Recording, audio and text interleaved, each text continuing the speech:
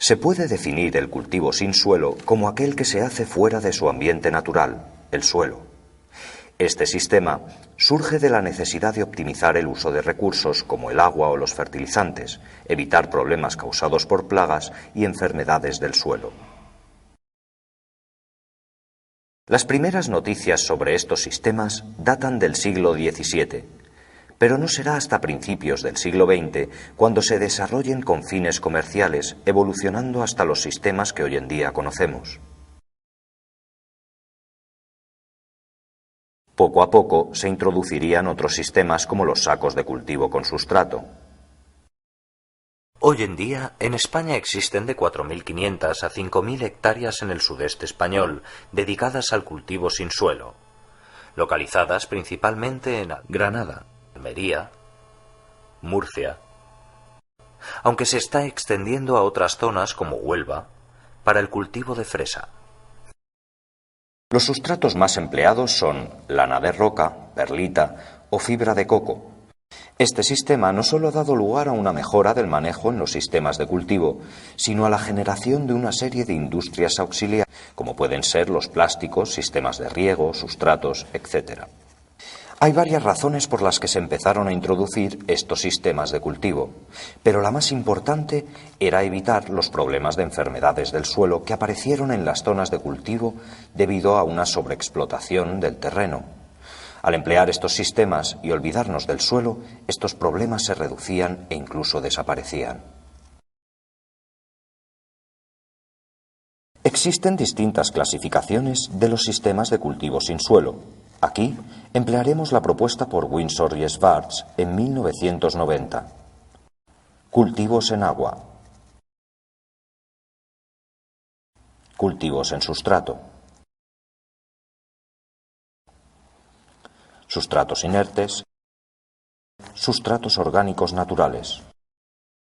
Con o sin recirculación. A la hora de decidir el empleo de un sistema de cultivo sin suelo, habrá que tener en cuenta una serie de ventajas e inconvenientes. Ventajas. Con este sistema se consigue un mejor aprovechamiento del espacio, intensificando el número de plantas por hectárea y se facilitan las tareas de cultivo y, por supuesto, la recolección. Mejor manejo y ahorro del agua. Se riega con menor volumen de sustrato. Se reducen o eliminan los problemas producidos por parásitos de la raíz. Hay un mejor control del abonado y probablemente una reducción del empleo de fertilizantes. Debido a que se puede controlar el riego y el abonado y que la planta puede crecer más equilibrada, podríamos obtener frutos más homogéneos, algunos atributos de calidad pueden mejorarse y además actuar más fácilmente sobre los ciclos de cultivo. Inconvenientes. Es necesario realizar una inversión elevada el primer año. Exige un manejo del riego y de la solución nutritiva más preciso. Necesidad de mano de obra especializada. Desde hace unos años se realiza el cultivo en sacos. En este caso es necesaria una unidad de cultivo y un sustrato en su interior que sirve de anclaje a la planta. En ambos se emplean sistemas de riego que constan de una serie de filtros, grupos de bombeo, tanques de fertilizantes, conducciones y elementos emisores dirigidos por un autómata de riego. También se dispone de una serie de sensores distribuidos estratégicamente en los invernaderos para el control de temperatura, iluminación, frecuencia de riego, etc.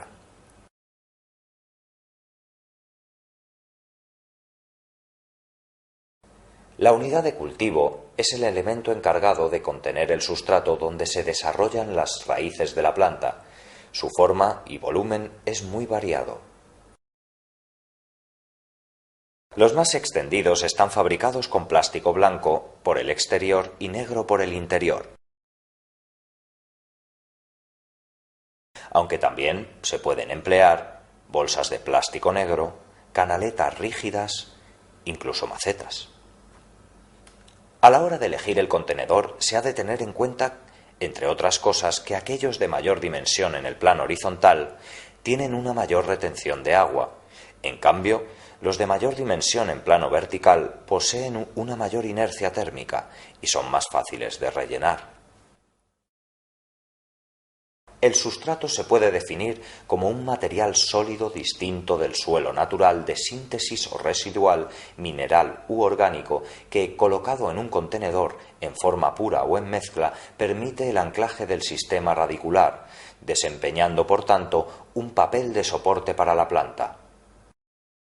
A la hora de elegir un sustrato tenemos que considerar si el cultivo se realizará al aire libre o en invernadero, la climatología de la zona, las especies a cultivar, el tipo de riego, la finalidad, etc.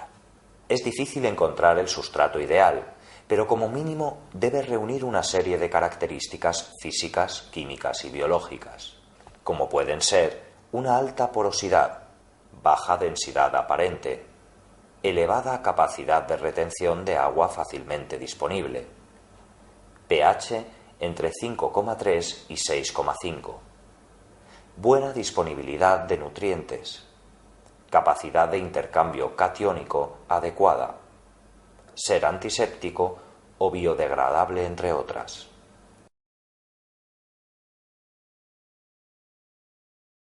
En el mercado es fácil encontrar gran variedad de sustratos, aunque los más empleados son: lana de roca.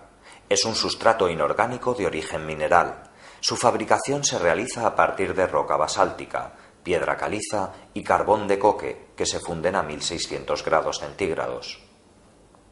Es un producto inerte con una capacidad de intercambio catiónico casi nula y un pH neutro, gran porosidad y elevada capacidad de retención de agua.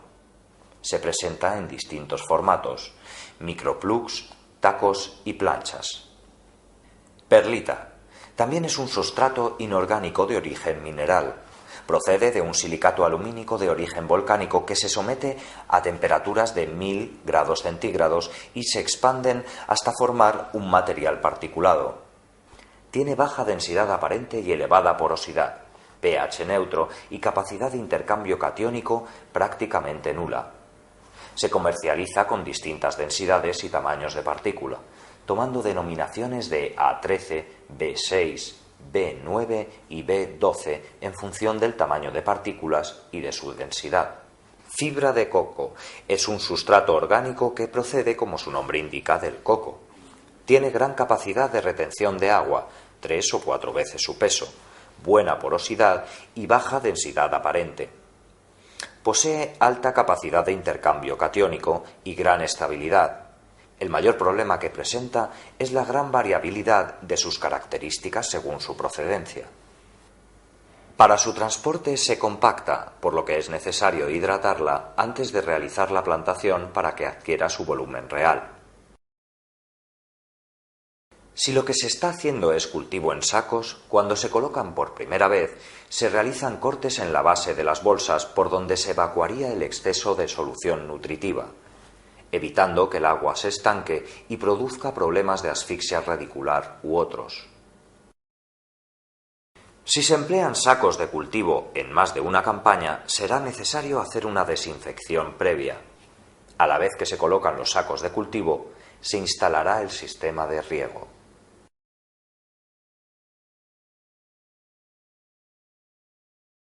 El agua y los nutrientes son elementos imprescindibles para el crecimiento de las plantas, por lo que si no se aportan en la cantidad adecuada, pueden llegar a ser un factor limitante para el cultivo.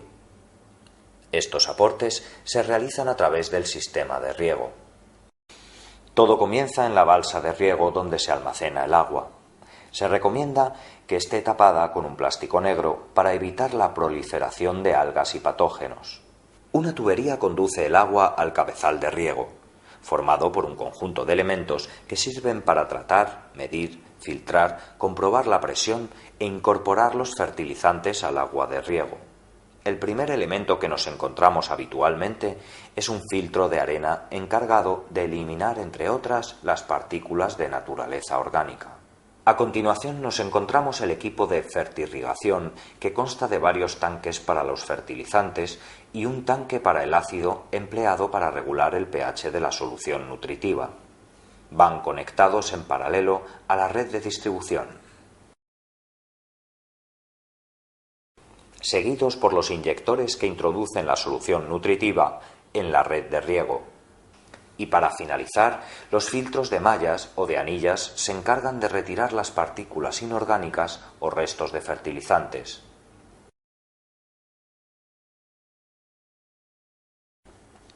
Todo ello regulado por el autómata de riego, un ordenador que indica la cantidad de agua y de fertilizante a aplicar en cada momento dependiendo de los datos que le lleguen de los sensores instalados en los invernaderos. El cabezal de riego parte de la red de tuberías que llegan a la solución nutritiva hasta los emisores, que pueden ser goteros o piquetas de riego. A lo largo de la instalación habrá una serie de elementos de medida y control para un mejor manejo del riego.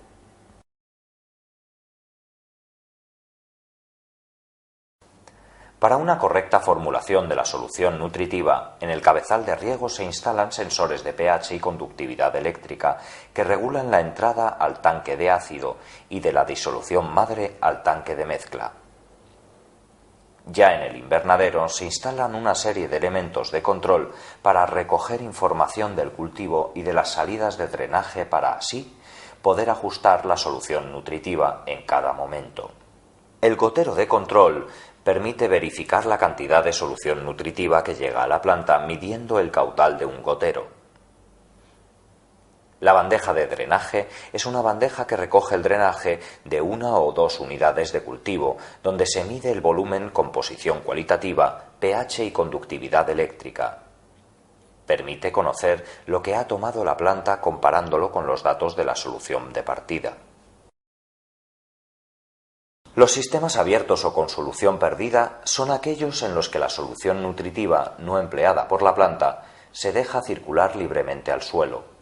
Una vez agujereados los sacos, se coloca la planta procedente del semillero, ya sea el taco de lana de roca o en turba, según el sustrato que estemos empleando. Una vez realizada la plantación, se coloca la piqueta de riego en las proximidades del cuello.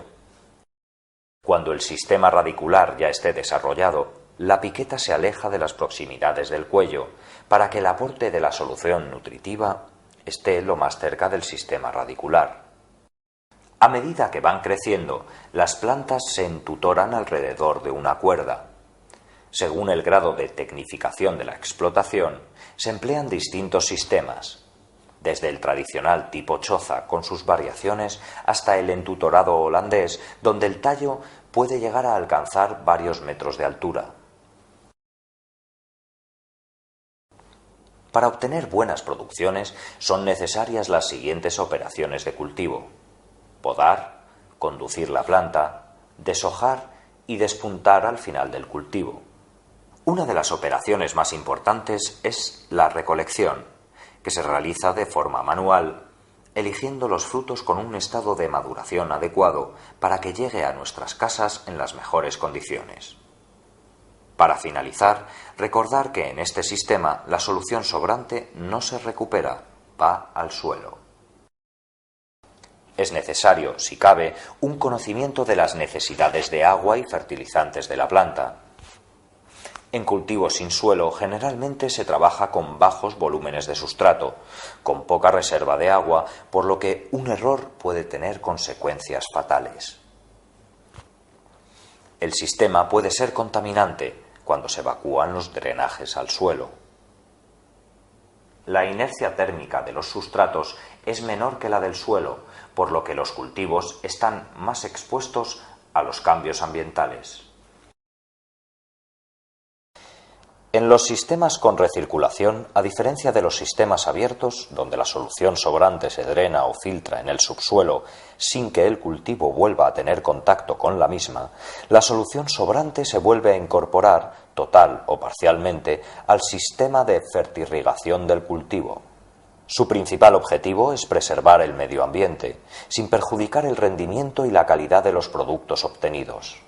Las nuevas normativas europeas van encaminadas a reducir el impacto ambiental, con medidas como la de reutilizar los drenajes, reducir el uso de productos fitosanitarios y ahorro de energía. Las instalaciones de los sistemas cerrados son similares, diferenciándose únicamente en que deben constar con una red de recogida de la solución nutritiva sobrante que vuelven a meter de nuevo en el circuito. Estos sistemas constan de un emisor de riego que aporta la solución nutritiva a la planta. El sobrante es recogido en una canaleta con ligera pendiente hasta un desagüe que lo recoge, llevándolo a un tanque desde el que entrará de nuevo a formar parte de la solución nutritiva que se esté preparando. En estos sistemas son muy importantes los filtros y sistemas de desinfección para evitar la propagación de enfermedades a través del agua de riego. La recirculación se puede realizar tanto con unidades de cultivo y una canaleta para recoger el sobrante, como con sistemas hidropónicos puros como NFT o NGS. La ventaja principal es la mayor eficiencia en el empleo del agua y reducción de los impactos negativos en el medio. Inconvenientes: mayor inversión inicial y necesidad de mano de obra tecnificada, posible acumulación de iones y desequilibrios en la concentración de los nutrientes. Incrementa la posibilidad de que aparezcan problemas fitopatológicos. Es necesario emplear aguas de buena calidad.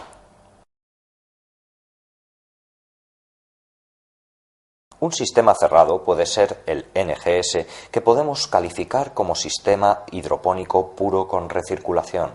En este sistema, las raíces de la planta discurren por el interior de un conjunto de láminas de polietileno perforadas superpuestas en forma de V, formando distintos estratos en los que crecen las raíces y por los que circula la solución nutritiva por un circuito cerrado, lo que supone un ahorro significativo de agua y fertilizantes.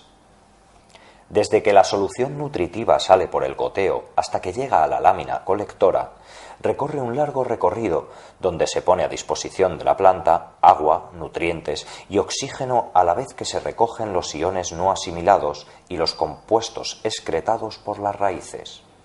Al final de cada línea de cultivo se recoge la solución nutritiva sobrante mediante un embudo conectado a un colector, desde el que se canaliza hasta un depósito de recogida ubicado en el cabezal de riego, donde se repone el agua y los nutrientes consumidos por la planta, manteniendo la conductividad eléctrica y la temperatura adecuada para su desarrollo en cada uno de sus estados fenológicos. Si la temperatura es baja y la solución nutritiva se enfría, será necesario calentarla hasta llevarla a la temperatura adecuada para un buen funcionamiento del sistema radicular. Dependiendo del cultivo que se esté realizando, el sistema consta de distinto número de capas. Si el sistema radicular es pequeño, como en la fresa o en la lechuga, se empleará una sola capa. Y si el sistema radicular está más desarrollado, se usan varias capas, como en el caso del tomate y del pimiento. El sistema está suspendido a una cierta altura del nivel del suelo y perfectamente nivelado con una ligera pendiente para, al final de la hilera, recoger el drenaje y canalizarlo a un depósito de recepción donde se devolverá de nuevo al sistema.